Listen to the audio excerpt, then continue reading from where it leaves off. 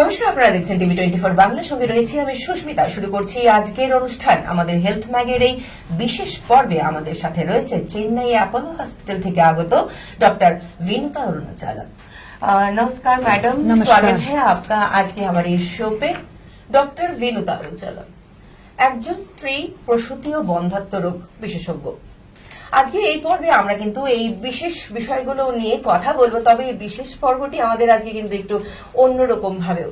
সাধারণত আমাদের এই পর্বগুলো বাংলায় অনুবাদন করা হয়, কিন্তু যেহেতু ম্যাম চেন্নাই থেকে বিলং করেন এবং একটু কমন ল্যাঙ্গুয়েজ হিন্দি, আমরা সেই হিসেবেই আজকে এই অনুষ্ঠানটিকে কন্টিনিউ করব। मैम, शुरू में जो सवाल है व्हाट इज इनफर्टिलिटी, और जो यहाँ के लैंग्वेज बंगाली में है बंध्यात्व इसको बोलते हैं, तो what is infertility if you can explain it. So usually शादी होने के बाद 1 साल तक वो कपल ट्राई किया तो बच्चे लेने के लिए एंड बच्चे नहीं हुआ तो देन कुछ प्रॉब्लम है, तब तो हम कहती है कि ये तो थोड़ा इनफर्टिलिटी प्रॉब्लम है, इसके लिए थोड़ा टेस्टिंग करना पड़ेगा एंड देखना पड़ेगा क्या है प्रॉब्लम, एंड वो ठीक करने से डेफिनेटली बच्चे होगा। सो 1 साल तक अनप्रोटेक्टेड इंटरकोर्स, दैट इज कुछ बिना यूज करके एक कपल ट्राई किया तो बच्चे के लिए नहीं हुआ तो यस, ये तो इनफर्टिलिटी। तो ये जो इनफर्टिलिटी है ये क्या एक मेल प्रॉब्लम है, ये एक फीमेल प्रॉब्लम है?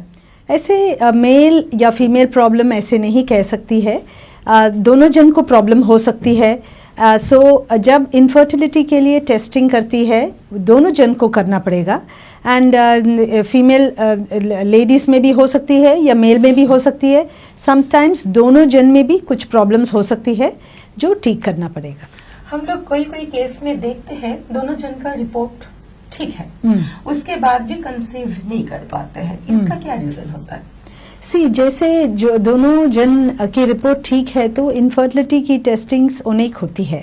जो बेसिक टेस्टिंग्स आप करके ठीक है कहने से कुछ मतलब नहीं है, और टेस्टिंग है जो डेफिनेट, बिकॉज आप दोनों ठीक ही है तो देन होना है, नहीं हुआ तो देन दैट मीन्स कुछ है जो अभी तक हमने नहीं पकड़ा।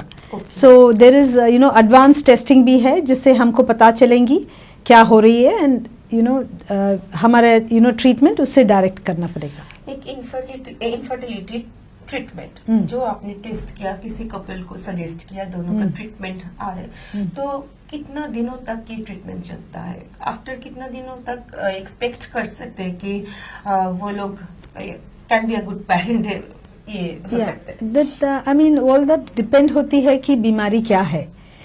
थोड़ा बीमारी तो बहुत सिंपल है, जस्ट एक्सरसाइज योगा से ठीक हो जाती है, एंड देन वो लोग को बच्चे आ जाती है। थोड़ा लोग को थोड़ा सर्जरीज करना पड़ेगा, समटाइम्स सर्जरी करने के बाद बच्चे लेने के लिए थोड़ा वेट पीरियड होती है। सो एवरीबडी इज़ डिफरेंट, सब लोग डिफरेंट अलग अलग होती है, या डिपेंडिंग ऑन द एज।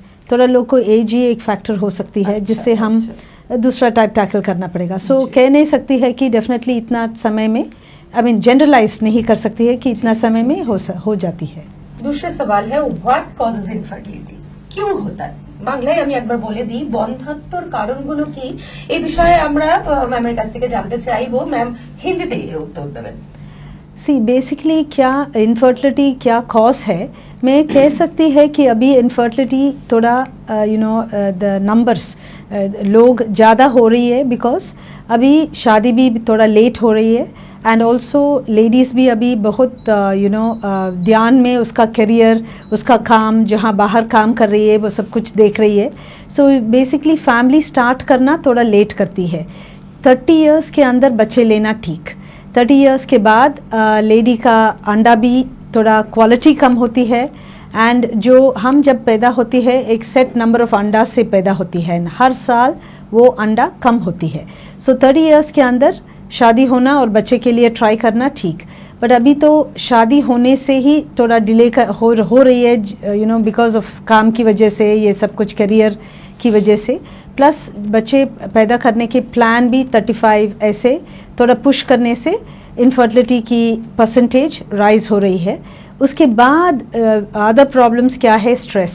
अभी स्ट्रेस बहुत बड़ा प्रॉब्लम है हमारा सोसाइटी में, काम में सब जगह में ये भी हमारा हार्मोन लेवल्स डिसबैलेंस करती है एंड एग की क्वालिटी स्पर्म की क्वालिटी सब कुछ चेंज होती है. देन अनेक कारण है, smoking, alcohol, so many habits, diseases like you know blood pressure, sugar, ये सब कुछ हमारी उम्र ज़्यादा होने से ये सब कुछ बीमारी होने के संभव है एंड इनफर्टिलिटी यू नो ज़्यादा बढ़ने के संभव है. Is infertility becoming more common? Exactly. একবার দর্শককে বতা দিতু এই প্রশ্নটা করা হয়েছে ম্যামকে যে দিনে দিনে আমরা যে সংখ্যক দেখতে পাচ্ছি যে বন্ধাত্ম সংখ্যা বাড়ছে, এটা কি খুব কমন বিষয় হয়ে উঠছে নাকি? ম্যামের কাছ থেকে আমরা জেনে নেব সেই উত্তর. अभी तो मैंने बताया इनफर्टिलिटी अभी बढ़ रही है ये कारण की वजह से. लेट मैरिज तो थोड़ा लेट कर रही है, फैमिली स्टार्ट करना थोड़ा लेट हो रही है. प्लस दूसरा कारण ऐसे स्ट्रेस, अभी तो पूरा न्यूक्लियर फैमिलीज है, combined family, so work share नहीं होती है, पूरा जो है रेस्पॉन्सिबिलिटीज़ कपल में के ऊपर है, इंक्लूडिंग फाइनेंशियल एंड सब कुछ. सो ये सब कुछ स्ट्रेस बढ़ती है, ये सब कुछ कारण प्लस हैबिट्स एंड जैसे मैंने बताया यू नो मेडिकल प्रॉब्लम्स, ये सब कुछ अभी बढ़ रही है, इसीलिए इनफर्टिलिटी की परसेंटेज अभी ज़्यादा हो रही है दिन बर दिन. Can infertility be prevented? I mean I feel you know basic क्या है कि early marriages, like I'm not saying very early but at least by about 26-27 marriage के बारे में सोचना पड़ेगा, both gents and ladies, and mostly more so the girl you know थोड़ा जल्दी शादी होना ठीक, and बच्चे के लिए प्लान करना भी जल्दी होना है, not keep delaying it. Then the second thing जो है habits लाइक लाइफस्टाइल, वो लाइफस्टाइल मॉडिफिकेशंस बहुत इम्पॉर्टेंट है. अभी तो यू नो योगा करना, एक्सरसाइज करना very very important, just not very long, just for about half an hour. And food habit also. So food, exercise, lifestyle is very important in this case. दिन बर दिन क्या I mean हम हर रोज उठ के थोड़ा एक्सरसाइज करके डाइट में थोड़ा देखेंगी तो डेफिनेटली इनफर्टिलिटी प्रॉब्लम सब कुछ कम होगा. अगर मुझे ऑलरेडी एक बेबी है, उसके बाद अगर मैं दूसरा इशू लेना चाहती हूँ, इन दैट केस अगर मेरा एज गैप, मेरा पहला बच्चा विद इन 30 एज के अंदर हो जाता है, तो उसके बाद अगर मैं ट्राई करती हूँ कभी, तो इन दैट केस क्या मुझे इनफर्टिलिटी का हेल्प लेना पड़ेगा, या अगर नॉर्मल में नहीं हुआ तो? ओके, नॉर्मल में नहीं हुआ तो डेफिनेटली थोड़ा बेसिक टेस्टिंग करना ठीक. Around maybe I am 35-36, in that case क्या कोई इश्यूज हो सकते हैं? या इश्यूज हो सकती है. जैसे मैंने बताया एज बढ़ने से अंडा की क्वालिटी सब कुछ कम होती है. ये सब कुछ चेक करने के लिए अभी टेस्ट है. सो वो टेस्ट में हमको पता चलेंगी कितना अंडा है, वो तो क्वालिटी क्या है. एंड जस्ट बिकॉज आपको एक बच्चे हुआ डजंट मीन यू नो पुरुष भी सेम होती है. स्पर्म काउंट चेंज हो सकती है, नया यू नो बीमारी हो सकती है, नया हैबिट्स भी डेवलप कर सकती है. जो कैटेगरी है उसके दौरान, अभी के दौरान में दोनों में चेंजेस काफी हो सकता है. Definitely. Can infertility be cured? Definitely. इसीलिए ये मैं बता रही हूँ, जो कारण क्या है देखना पड़ेगा. कारण अनेक हो सकती है, फ्रॉम यू नो ट्यूब्स में बंद हो सकती है, and sometimes just counselling the first of all basic is counselling and education. जब वो अंडा बाहर आती है तब तो कपल से बताना पड़ेगा उस टाइम संबंध करना. समटाइम्स यू नो वो लोग अलग अलग सिटीज़ में रहती है एंड जो टाइमिंग ठीक नहीं होती है. सो फर्स्ट इज एजुकेटिंग वो कपल को थोड़ा समझना पड़ेगा किस टाइम में वो अंडा बाहर आती है, किस टाइम में वो संबंध करना है. एंड देन लाइफस्टाइल, जो उसका लाइफस्टाइल है वो modification, diet modification, exercise, this is the basic. उसमें हो गया तो काम हो गया, नहीं तो द नेक्स्ट स्टेप इज और कुछ टेस्टिंग करना पड़ेगा. उसमें कुछ पकड़ गया कि ट्यूमर है या कुछ ट्यूब्स बंद हो गया, जो भी है वो तो यू नो ठीक करने के बाद डेफिनेटली ट्रीटमेंट हो सकती है and we have very good success. जैसे हम लोग एक नॉर्मल कपल ट्राई करते हैं ये बच्चे के लिए, और काफी सालों ही अगर हो गया, 2-3 सालों मान लीजिए कि कंसीव नहीं कर पाए, तो before seeing a doctor what can we do? So before seeing a doctor, I think already they have done everything. They have been trying for 3 years. 3 साल से वो लोग try कर रही है. So I think time, like I told you, age बहुत important है. So age waste नहीं करना. So 2-3 साल से try किया तो नहीं हुआ तो then तुरंत डॉक्टर देखना ही गुड सजेशन, बिकॉज देन उसमें पता चलेंगी क्या है प्रॉब्लम एंड वो तो सॉल्व होगा, नहीं तो ये ऐसे ही बैठ के ट्राई करती रहेंगी तो एज ज़्यादा बढ़ जाएंगी तो yes, like the quality of the egg, you know most important thing in infertility is the age. Age is बहुत इम्पॉर्टेंट है, specially for the female age बहुत इम्पॉर्टेंट है. सो डिले नहीं करना. एक शादीशुदा कपल को बोला जाता है कि खास करके लड़की को कि बच्चा पैदा करने के लिए तुम्हारा हेल्दी होना बहुत जरूरी है. बिसाइड दैट मैन जो आदमी है उनको भी उतना ही इम्पोर्टेंट है उनका हेल्थ ठीक रखने के लिए. Definitely. नहीं तो दोनों में ही कंसीव करने के लिए दिक्कत काफी हो जाएगा. Definitely. आप हमारे दर्शकों को क्या बोलना चाहेंगे, इसके बारे में क्या सजेशन देना चाहेंगे? या सो ये मैं बता रही हूँ कि जैसे इम्पोर्टेंट है लेडीज़ को कि डाइट, एक्सरसाइज सब कुछ, and basically and most important stress levels बहुत कम रखना पड़ेगा. सो छोटी छोटी बातें में स्ट्रेस नहीं होना, ये बहुत इम्पॉर्टेंट है हार्मोन बैलेंस के लिए. एंड जो इम्पॉर्टेंट है लेडीज़ के लिए सेम थिंग इम्पॉर्टेंट है जेंट्स के लिए, वो भी एक्सरसाइज करना, ठीक diet, you know habits like smoking, alcohol सब कुछ थोड़ा बदलना पड़ेगा. Plus you know stress levels कम करने से डेफिनेटली होगा. Little bit of exercises Yes. is very important Yes, for our half an hour is enough.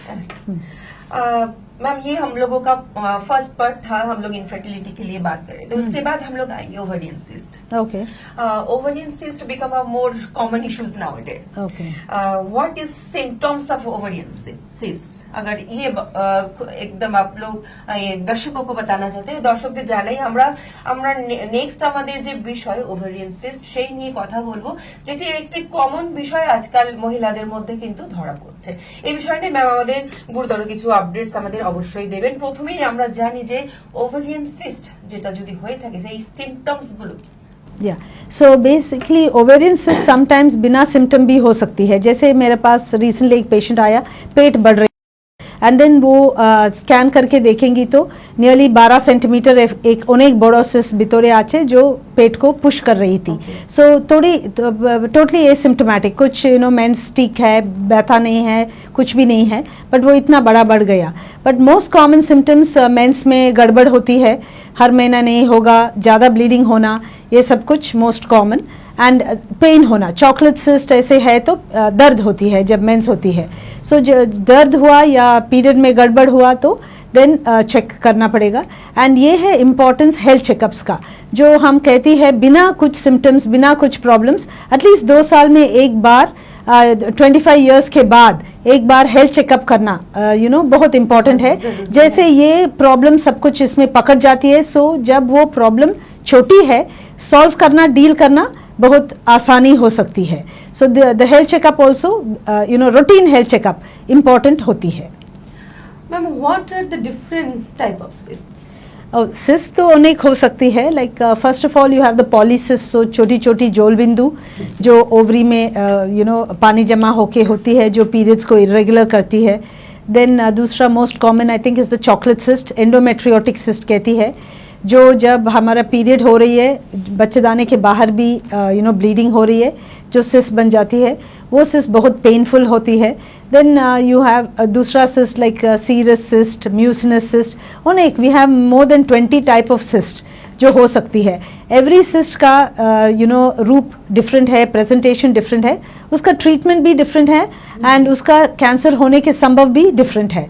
सो जो भी सिस्ट है उसको ट्रीटमेंट करना, टैकल करना अलग अलग तरीका होती है. ये जो सिस्ट होते हैं ओवरिन में मैंडेटरी क्या इसमें सर्जरी करना जरूरी है? ऐसे कुछ नहीं. लाइक ये जो पॉलीसिस्ट जो मैं बता रही हूँ उसका मोस्टली इम्पॉर्टेंट इज एक्सरसाइज. ये सिस्ट आती है because of lack of exercise and unhealthy eating habits ऐसा. सो वो थोड़ा करेक्ट करने से ये सिस्ट चली जाती है.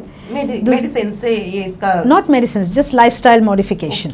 उसको कुछ medicine, that is the polycystic ovaries कहती है ना, विच इज वेरी कॉमन. वो तो इट्स अ लाइफस्टाइल मॉडिफिकेशन, उसको कुछ मेडिसिन नहीं है.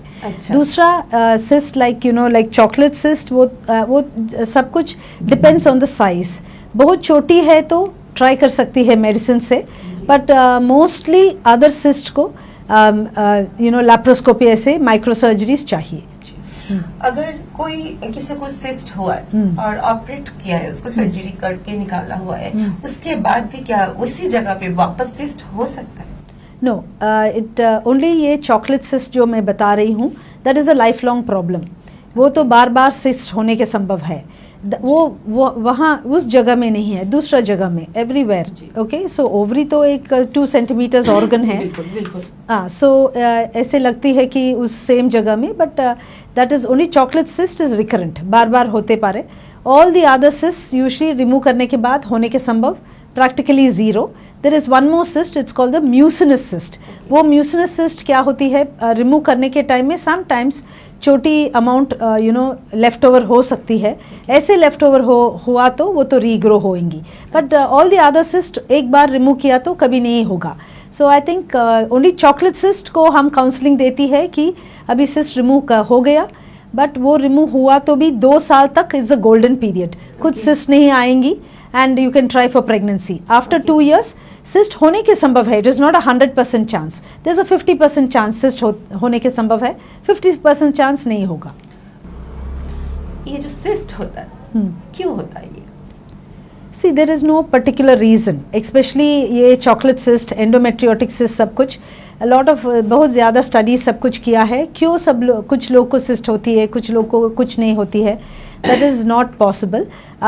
Exact etiology, I mean exact cause, reason पता नहीं, but late marriages, late pregnancies, ये सब कुछ थोड़ा cyst बनने के संभव ज़्यादा है।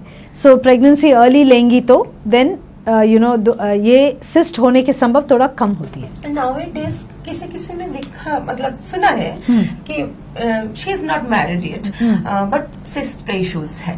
ये क्यों होता है? इट इज़ नॉट, सिस्ट का जो आएंगी या नहीं आएंगी मैरिज से संबंध नहीं है। जस्ट बिकॉज आप मैरिड हुआ ऐसे कुछ नहीं कि बीमारी नहीं होगा। So it is not related to marriage at all. So जैसे मैंने बताया, it is related to more like बच्चे बहुत लेट होती है तो तब तो सिस्ट बनने के संभव ज़्यादा है। Ma'am, our next question is how harmful is ovarian cyst? ये मैं बता रही हूँ कि depends on the type of cyst. Okay, cyst तो बहुत बड़ा साइज है, डेफिनेटली रिमूव करना पड़ेगा, बिकॉज ऐसे साइज बढ़ती जाती है तो कैंसर ऐसे होने के संभव ज़्यादा है। एक सिस्ट दूसरा सिस्ट भी हो सकता है रहते रहते ही, या एक सिस्ट से दूसरा सिस्ट भी हो सकता है। Mostly that too chocolate cyst, जैसे मैंने कह रही कि एंडोमेट्रियोटिक सिस्ट, वो तो अनेक भी हो सकती है। In my case I am experienced about it. मुझे भी हुआ था, देन ऑपरेट के बाद फिर भी हुआ था, मुझे 2 बार ऑपरेट करना पड़ा था। इन दैट केस, ये सब केस अगर रिपीटिशन ना हो तो क्या करना पड़ेगा? पैथोलॉजी रिपोर्ट क्या थी? Was it a chocolate cyst? या चॉकलेट सिस्ट रिपीट न होने के लिए अभी तो मेडिसिन है। एक बार सिस्ट रिमूव करने के बाद वो मेडिसिन इस्तेमाल किया तो वो रिपीट नहीं होगा। I think may be follow up में नहीं थी एंड वो मेडिसिन आप नहीं लिया, इसकी वजह से। या it's very important follow up में है होना। 4-5 years में उसको मैंने वापस ये इशू जनरेट हुआ। या सो मेडिसिन लेकर फॉलो अप में है तो देन डेफिनेटली वो सिस्ट नहीं होगा। वो वी कैन प्रिवेंट कर सकती है वो मत नहीं आने के लिए। Thank you so much ma'am. हम इसके बाद जो हमारा ये तीसरा सब्जेक्ट है आज के दिन में, उसको कंटिन्यू करेंगे, लोअर एब्डोमेन पेन। जनरली देखा जाता है जब भी कोई लड़कियों को पीरियड के इश्यूज होता है उसके बाद से ये लोअर एब्डोमेन पेन का उनको ये दिक्कत ज्यादा होता है। ये एक हमको पता है कि ये कारण से होता है, दूसरे भी कोई रीजन से होता है। काइंडली ये आप हमें इसको एक्सप्लेन करिए। See, basically lower abdominal pain अभी तो all depends upon the pain threshold.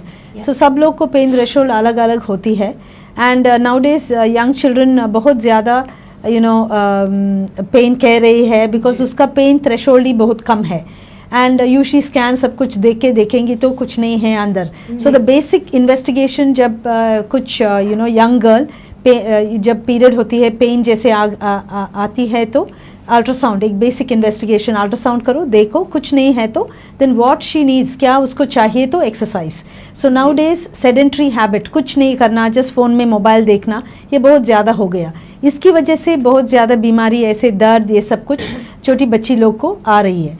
So put them into some game. भी देखते हैं कि काफी अर्ली स्टेज में गर्ल्स को पीरियड्स आ जाते हैं, क्या ये रीजन हो सकता है? या मे बी, बट ये यूजुअली वेस्टर्न का पॉपुलेशन देखेंगी तो उसको पीरियड्स यूजुअली 8 years 10 years में आ रही थी, बट हम ये एशियन कल्चर में usually it used to be 13 years, but अभी चेंज हो गया बिकॉज हमारा डाइटरी हैबिट्स चेंज हो गया.